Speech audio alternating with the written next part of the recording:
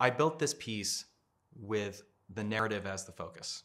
The rise and the fall of transcendentalism is a very theatrical thing, and I wanted to make sure that it felt that way. For German audiences, for example, with Bach's Passions and other passions like that, it felt very relevant to them in the moment. So did the narrative, even if it was, the Christ story from thousands of years ago. This is only 150 years ago. So I wanted to make sure that it felt a little bit operatic in that way. And luckily, I didn't have to expand upon it. It just was. I mean, this movement was pretty cool and pretty exciting.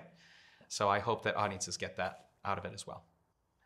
What I wrote in Our Transcendental Passion is only one small part of what transcendentalism is or what it means to humanity. I know that's a huge statement, but there were a lot of people that could have been included in this movement that weren't, based on socioeconomics of the day or based on the politics of the Civil War coming up, various things. So there were a lot of voices that are not represented in this passion, but my goal is to create a variety of versions of this passion, sometimes just for choir and piano. That's my goal, is to have a second version of that.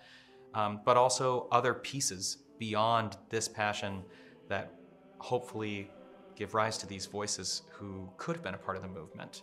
I think of David Walker as one of them, but there are many. And I would love to see them musically represented as well. I think ultimately I hope audiences can take away the idea that they can express their opinions and they can have fresh debate, and that is okay. Because these transcendentalists, they debated. That was a thing. And they were okay with it.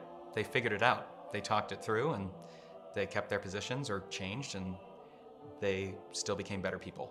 And that is something that is hard sometimes to do today.